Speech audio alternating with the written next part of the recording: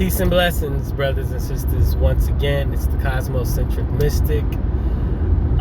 Coming to you today, discussing a video I did the other day talking about African origins, and it was related to myth and culture. So, in the video, I talk about the development of myth and what myth is, as brought forth by the research and work of Dr. Mwada Ashby. Not that I am a subscriber 100% of how this information was brought forth, but I am a subscriber 100% of the content and the meaning behind the message. And so let's just talk about myth. So I see all of these things, all of these religions as myth. Inside yourself is the divine essence at all points in time. And unfortunately, well, not unfortunately, but brothers and sisters, by and large, for the most part, are engrossed in mythology throughout their lives. And so this myth of Jesus Christ, this myth of Jehovah, this myth of Muhammad, this Buddhist myth, this Krishna myth, and they it's evident because billions of people across the world are devoted to these myths, which hold within them the binding power of culture, and so it is needed, it is necessary. It's what people have gravitated towards for thousands of years, and what they will continue to gravitate towards for thousands of years to come. But what is key and what is important here, and especially with the way that I move and groove and how I do things, is that I see everything as myth. And so there's no real reason to argue with me about the validity of something. I'm really not going to engage you that much. It's been years since I've had debates and discussions, because for me, you either accept the knowledge or you're not ready for the knowledge. That's it. There's no arguing. In the beginning, I did argue. I remember that. What got me started on this journey was actually a traumatic event for myself. I had a best friend, John McGregor.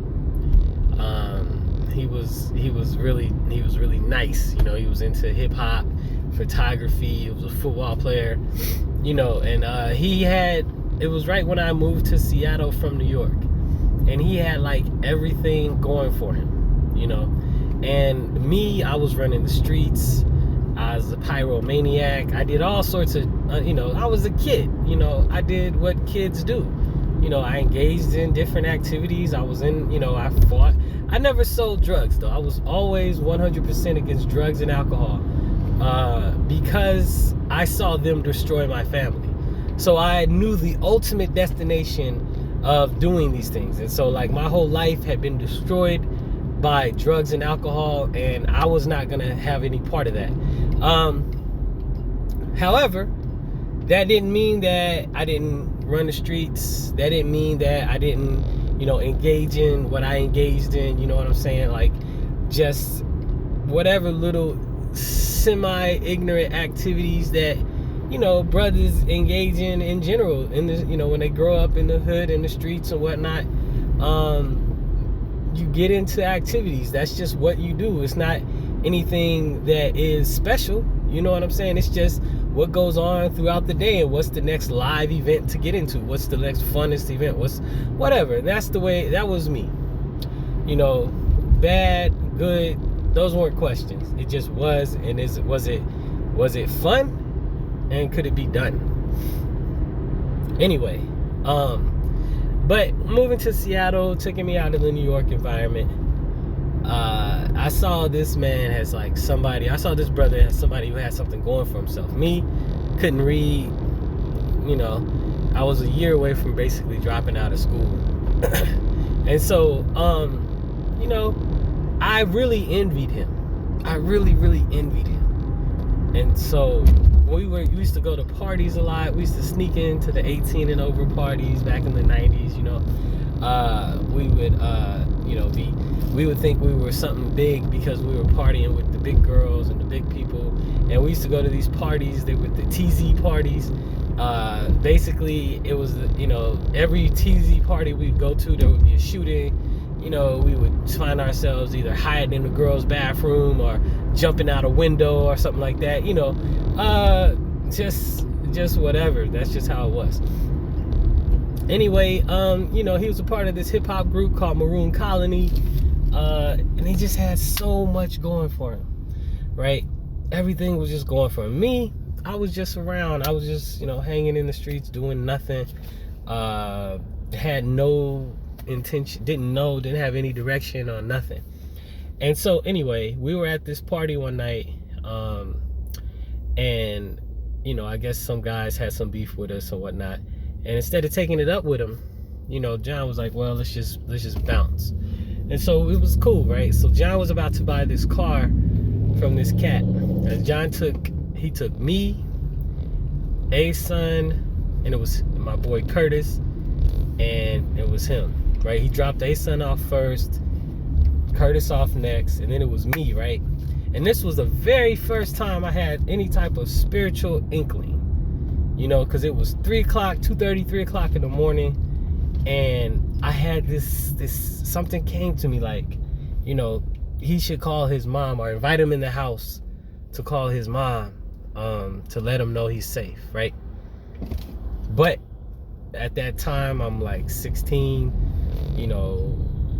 16, 17, trying to be cool and, just trying to be down and whatnot. So I thought that was corny. I was like, that's corny, man. Just, peace, love, or whatever I said back then. And, wow. The next day, his mom, I called, trying to hang out with him, and his mom said that he had been shot the night before, and I didn't know how to take that.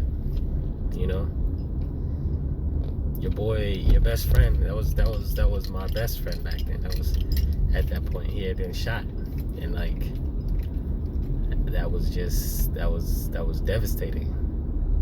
No, I think I was 16 at the time, and so that really hit me hard, right? And so I had just met this brother Curtis, and me and Curtis started hanging out. But Curtis lived around the corner from me, and because my friend had been shot, and because I felt that I didn't look out for him, because I know I had that intuitional awareness at that point, and I didn't listen to it. Basically, me and my boy, we would hang out, and we didn't have a car back then. We just didn't have a car. So in order to ensure each other's safety, we would walk each other to the halfway point to our houses and then walk back. That's just how we did it for years, right? And I remember just dealing with the whole thing. My best friend had just got shot for no reason, and then the rumor was like somebody had followed him home or whatnot. But so anyway, there was this preacher dude who comes up to me, and he begins to talk to me about the power of God, and that was like the wrong time to approach me. I'm still Christian at this point, and what I mean by that is, so you're really, unless you've taken time to really redefine and understand and delve deeply into the history of what's going on, like, you're still really just floating around with the same base concepts that you were indoctrinated into before you redefine yourself, right? And so even if you don't go to church, if you haven't actively sought to redefine your theological and philosophical understanding of who you are, then you're basically a Christian-based person, or you're an atheist who doesn't believe in a Christian God, are the Western frame of reference. What I was talking about the other day with Marimba Ani and the Asili, you're still running around with the Western Asili. It's just you aren't ascribing to the concept or to the aspect of the Asili that says, well, hey, there's some being floating in the sky that, you know, has control over your life. You're just now saying, you're denying that Asili, that portion of the Asili, but still ascribing to other aspects of it. Anyway, so you're basically just a Christian without acknowledging Christianity, or you're basically a Westerner without acknowledging the Christian aspect of Westernism. So anyway, you know, he came at me and I was like, that was just the wrong time at the wrong way. So he was telling me God is this, this, and the third. And so, you know, I began to go to his church, you know, because he held these Friday night basketball gatherings for the youth. And so I began to go to his church and I would argue, you know, like, I didn't get it. I didn't get it because, you know, at that time, according to the Christian faith, you know, do this, this, and the third, follow this, this, and the third, obey this, this, and the third, go to church, and the third, you're good, right? And that was my boy 100%. And he got taken out. And then I didn't get it. You know what I'm saying? So it was like, he and I were right there together, you know? And so I just couldn't feel it. Like, why was he the one to go and not me? And so then I argued, like, I didn't get it. Like, nah, this is not adding up. This isn't something that makes any sense to me. And so I argued with the preacher. I was trying to say, why this? Why that? You know, good people are supposed to be protected by the divine essence. So why is it that my boy right now is in a casket? I don't understand. Explain. You know, God works in mysterious ways. Nah, that's not gonna work. Why this? Why that? Why? I need to understand. Give me some substance.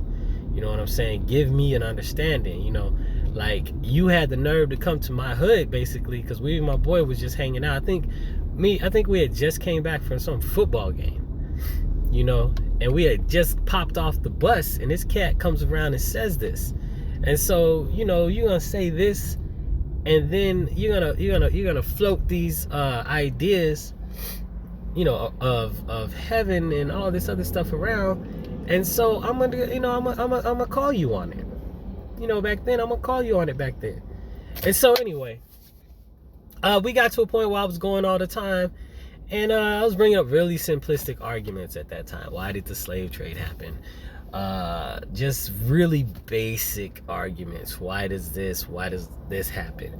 You know, things that are unjust in the world that happens, that are not supposed to happen according to, you know, Christian ideology and philosophy. That just doesn't make sense. And really, if you crack down on any preacher about these issues, they're gonna fold after a while. And the fold is, you just gotta have faith. That's the fold. And then I just waited until that happened. Once he was there, boom, conversation done and over, right? And what really kind of got me into, like, deconstructing these different religions and going into the depths of these different religions, and I got into deconstructing them first. Like, this is why this and the third is false, because then the next people to step to me were the Nation of Islam. And so bam, everything had to be wrong if this was wrong. And so the goal was then to deconstruct Islam. So I was deconstructing Islam, and my search led me to deconstruct these different religions. And so essentially what I began to come to is this understanding that throughout time and throughout history, there have been people that have touched something, though. So at this time of deconstruction I was going through, you know, I had come across meditation, and then I've had this experience of the divine essence within me. And so then that experience was given to me in order for me to continue to grow along my journey and my path towards spiritual awareness. But during this time, I ran across, you know, I became a vegan because somebody told me about the 10-day meditation treat Vipassana, and brother Nebra told me that. And, you know, he told me that, you know, he began to hear sounds that he couldn't hear before. He began to see things he couldn't see before, and he began to taste what he couldn't taste before. And really what that is once you shut down talking, the energy that you exhibit, that you release from talking, and you go on the silence fast for 10 days, which is Vipassana, is free. It's all around the world. If you want to have the same experience, go to dhamma.org, DHAMMA.org. Find a center that's closest to you. Get your experience and understand and open those portals within yourself. But, I was like, boom, I want to have these same experiences. I went and had them, and I understood what they were. But here's why I don't argue and debate any longer, though. This was the one thing that got to me. I was walking down the street, just some random street. I was just walking by myself, trying to go home. Down in Seattle, the bus lines, they take you close to your house, but not exactly to your house. I guess that's all bus lines. And this sister came up to me, and she was like, hey, what's happening? How you doing? This, and the third. I was like, hey, what's up? I'm thinking she's trying to holler, but she actually says, I was at that church that you used to go to, and I listened to you, and you were making a lot of sense. So if Christianity is not the true religion, what is? And I stopped right there. I was like, whoa, hold a second. This is kind of intense. I had taken away from this sister, others would say I opened her eyes into her faith and whatnot. But to me, I had taken something away from her and couldn't give it back. I couldn't give something back to her. And so then I stopped debating, well, other experiences I had led me to stop debating as well, and began to seek that which I could include within myself to build myself. And so, that's the story. And that's one reason why when you see me, or when you roll with me, or when you go with me, or when you hear me, you're not gonna listen or really get a debate.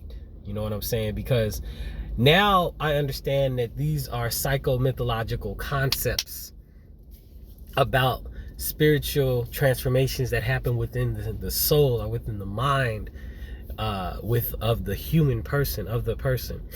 And so, it's about becoming the Christ within yourself. It's about becoming a vehicle for the divine essence energy to flow through you. That's what it's about. All other things, become irrelevant, are steps and stages to help get you there. Everything else is done. So when somebody comes to me and say, I'm gonna ask Jesus to pray for you, I'm not gonna, it doesn't faze me.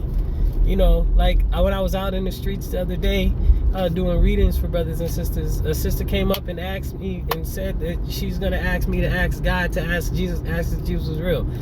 That was wacky-dacky to me in my conception of the universe and the world. Like, why would I act? That doesn't make any sense in my conception. But she needed to do that for her fulfillment. So I have enough energy within myself to allow that to happen for her. But if she wants to engage me, however close she wants to come to me, then, the heat and the fire gets, gets more intense. But on a general, like, I'm not ever going to see you again, like, one-time movement thing, do your thing, and we got to go. Because in truth, I would rather see the commonalities as African people in the West, or as an African people in the world, or as a spiritual being having an African experience. We got way more other issues to deal with than like where we, disagree. And so I would rather find our commonalities of workmanship than seeing where we depart, because I guarantee you our departure goes many places. Anyway, I could ramble on, but boom, that's the explanation of the origin of the journey. So peace and blessings.